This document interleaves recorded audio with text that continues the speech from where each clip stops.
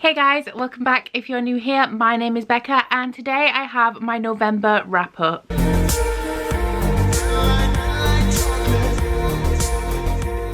So I had grand plans for November. I had this huge TBR full of huge books, and you know, when I started out the month I was doing really well considering the size of the books I was reading, but then, as you will know if you followed my vlogs, I had a subscription box candle order that has essentially sapped all of my time for over a week, and so my reading then kind of dropped and I was feeling very frustrated about it because I am enjoying what I'm reading, I just don't have the time. So essentially time got away from me this month and I did only end up reading 3 books. However, I'm really happy with the progress that I made because even though I have only finished 3 books, I am also over 500 pages through another one. So I'm going to go through the 3 books that I read, and then to be honest I don't really have a whole lot to say about the ones that I read this month. They're books in series mainly and there's nothing I can say that's kind of like groundbreaking and amazing about them, so I am going to do my currently reading at the end. So before we go into the stats, I'm just going to preface it by saying that I do not include pages of books that I'm currently reading in my monthly stats. I only include the pages for the books that I have finished. That's just kind of the way that I do it. So there is like an extra 500 pages at least that I read this month that isn't represented in these statistics. So in the month of November I read a total of 1,336 pages, which breaks down to an average of 44.5 pages per day. For the star ratings, I gave every single book that I read this month 5 stars, so definitely a good quality reading month. For the demographics, we have 2 young adult and 1 adult. However, the adult one I'm quite unsure about and I couldn't really find any conclusive sort of answers on what demographic it was, so I looked on Waterstones and they sell it in the adult section, so that's what I put it down as here. And for my formats, we have 2 standard novels, 1 audiobook, and for the genres we have 2 fantasy and 1 contemporary. So getting straight into the first book I completed in November, that would be Tower of Dawn by Sarah J Maas. This is the 6th book in the core Throne of Glass series that was supposed to be a novella, and this follows Chaol as he heads over to the southern continent following a mission he has been given by somebody, and also to sort of work on some personal things and get a solution to a personal problem that he has. He heads over there with Nesrin. Won't tell you too much about her because if you're quite early on in the Throne of Glass series you won't have met her yet, but Nesrin goes as well, and I really loved the setting of this. There are rooks. I'm trying to be really vague because if you haven't read this then you kind of won't know what I'm talking about, but if you have then you will. So I really liked the rooks and the rook riders. I absolutely loved those. I will admit I didn't like any of the royalty apart from Sartak and Cashin. They just like weren't for me. I did enjoy this a lot more than I wanted to. You guys will know that I did not want to read Tower of Dawn. I just wanted to head straight into Kingdom of Ash. I kind of stand by what I said. I wish that I hadn't have had to break up the tension by reading this book, which is definitely a change of pace from where Empire of Storm leads off. It is a lot calmer. There's not as much crazy stuff going on, and while this is essential to the Throne of Glass series, it is only like one piece of information that you get that makes it essential. I would recommend reading it in the series, but if you are so desperate to not read it, then you could just find out what that one piece of information is and move on. But like I said, really love the setting. This is not my new favourite book in the series like it is for a lot of people. I didn't love it that much, but I did really enjoy it. It's kind of on par with Heir of Fire, maybe Queen of Shadows for me. I loved some of the new characters that were introduced. I will say that one of them, let's call her the healer, in case you don't know because I don't want to spoil it. The healer I felt was a lot like Elide. I didn't feel like their characters were too different. And Elide is another character who, she isn't in this book, but she's like kind of meh for me. Like I like her, but I'm not like too bothered. And so overall I did enjoy this. I gave it 5 stars, but I don't have anything groundbreaking to say on it because it is like the 6th book in the Throne of Glass series. So if you haven't read Throne of Glass, then this all means nothing to you anyway. Now for the book that I'm not sure about the demographic, and that was Stormdancer by J. Kristoff. This is the first book in the Lotus War trilogy. I believe that it's J. Kristoff's first published work, and it takes place in a dystopian Japanese inspired setting where the entire country is powered by the lotus flower. So they smoke it, they use it to make fuel, they use it to make fabrics, everything sort of comes from this lotus plant. It generates a lot of money for the country.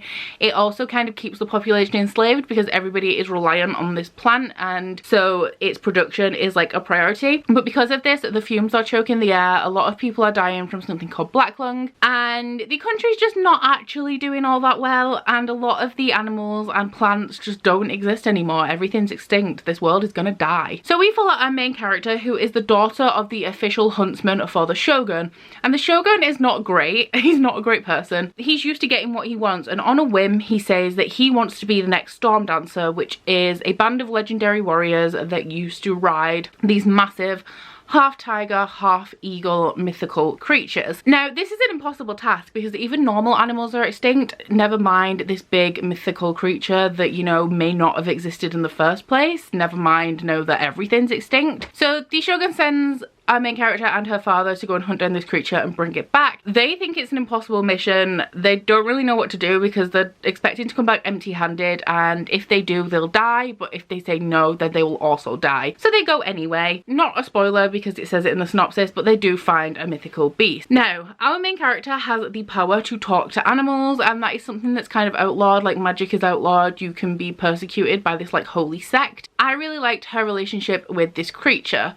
So that's pretty much all I'm going to say about the plot of this, but just know that I absolutely loved it. I think that I might like this more than Nevernight because of the elements of the mythical creature. I'm a huge animal person. I love the relationship between the main character and the Ashitora, I think it's called. Let's call it a thunder tiger. I love the relationship between our main character and the thunder tiger. I also drew a lot of parallels between this and Nevernight in kind of the way that it's written. If you have read Nevernight, you will know that Mr. Kindly and Eclipse speak in italics and capitals respectively. This creature speaks in capitals in Stormdancer, so that was like kind of similar writing style. There is also, if there is a flashback at the beginning of chapters, like there is at the beginning of Nevernight and Godsgrave, then that is all written in italics. The theme in Nevernight of like this sassy, badass, takes no shit main character is also in Stormdancer, which I really did appreciate. J. Kristoff's brutality seems to span all of his work. Not afraid of killing his characters. He will just kill everybody. He does not care, and I really appreciated that. So I think that I could enjoy this book a little bit more than Nevernight. I am going to continue with the series. I have Kinslayer out from the library, and that is on my December TBR. I'm very excited to get to it. And then the last book my library does not have, but I'm very excited to read that because I want to see how J. Kristoff concludes his series, because the only thing that I've read by him is Nevernight and Godsgrave, and obviously Dark Dawn is not out until the end of 2019. So really love this one. Would highly recommend if you like Nevernight. Also, I do think that the writing style is a little bit easier to get into than it is in Nevernight, so if you are looking to get into J. Kristoff, this may be a better entry point.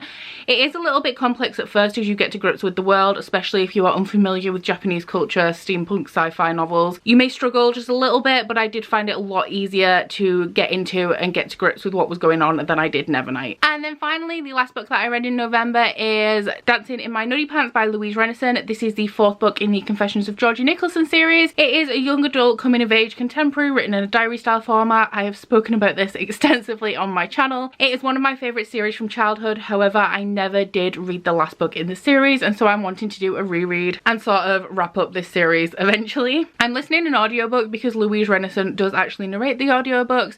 If you don't know, Louise Renison also sadly passed away in 2016, so it's really nice to be able to listen to her narrate this book because she knows this book inside out. Like, Georgia is like a complete work of her mind, and because of the nature of the style of writing and the made-up language that's kind of in this book, it is absolutely exceptional having Louise Renison read for the audiobook. What I will say about this, that I've said many times, is if you have not read the Confessions of Georgie Nicholson series, I would not really recommend it. I would only really recommend it to people who want to reread. I can tell the people who do want to reread and are scared that they won't like it, but I still absolutely love it. I still find it hilarious. However, I don't really recommend it to other people because it does not really stand up to the test of time. There's jokes about, oh, if a boy doesn't fancy you, then you'll have to just become a lesbian, because that's an answer apparently. Like, that's why you become a lesbian, because boys don't fancy you. So there's stuff like that in this, which I know a lot of people really want to appreciate, especially if they don't have the nostalgia and the love for the series like I do. But that is pretty much all I have to say about this one, and I'm looking to continue the series in December. So my currently reading, I will briefly mention that I am reading Gathering Blue by Lois Lowry. This is the second book in the Giver Quartet. I'm about 40% of the way through, and this follows possible utopian societies after the collapse of the world. This book in particular follows a girl who should have been killed at birth because she is disabled, which means that she cannot fulfill her true potential in the society. However, she does have an exceptional gift for sewing, threading, like creating beautiful patterns with thread. Her mother dies and the village tries to cast her out, but the governing body of this community decide to actually take her in, elevate her status, and give her the project of repairing and continuing the work on this marvelous robe that some guy wears to sing a song every year about the history of the world. So I'm 40% into that. I'm enjoying it, but it's just kind of meh. Same feelings as I had in The Giver. This is a middle grade though, so I tend to be a little more lenient because it's not as complex as books that I normally read, obviously with it being targeted towards children. And I do really love the concepts behind this series, which is why I am pursuing. I love the idea of the utopian societies and that possible interest in like what would humanity do if we started to die out, how would we save ourselves. I really enjoyed that, and that is why I am continuing on with this series. And then lastly, because I know that you're all wondering and I know that you all know, I am currently reading Kingdom of Ash. I got really frustrated this week because I just want to dedicate all of my time to this and I just don't have the time. However, that candle order that I have is pretty much all done now. I just need to finish labeling it up today, and then my attention is going to be completely back to this.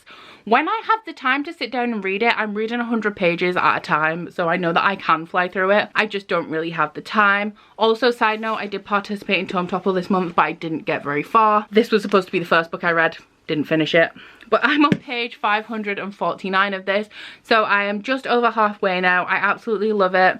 I haven't cried yet, but I'm not a book crier. I nearly cried at 2 points. I've got a tab in at the one point that like nearly broke my heart. It was a moment, guys.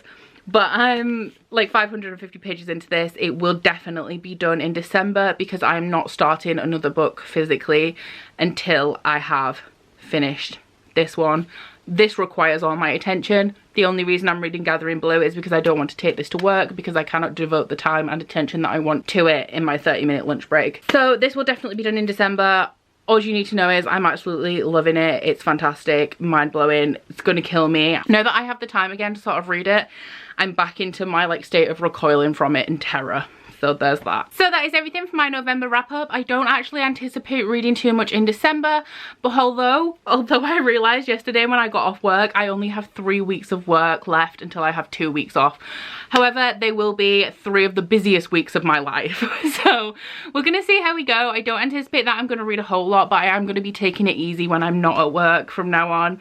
Now that these candles are out of the way, I think I just need like a week of R&R, like just chilling out, and reading obviously helps me do that. So please let me know what you read in November. I'm sorry that I haven't finished Kingdom of Ash yet. I know that some of you are waiting specifically for my reactions, and I'm trying, guys. I'm trying. I am working on the book diary for it, and that is going great. It's going to be hella long, but that's coming for you guys who want to know how I feel about Kingdom of Ash. So that is it for today. Please don't forget to like this video if you liked it, and subscribe if you want to. If you head to my description box, you'll find a link to my Goodreads, Instagram and Twitter if you'd like to follow me on any of those, as well as a link to my Bookish body butter and candle website, the Instagram for that, and 10% off discount code. But that's it from me today. Bye! Oh, you bite your friend like chocolate. You say you will go where nobody knows, with guns hidden under our petticoats. We're never gonna quit it, no, we're never gonna quit it, no.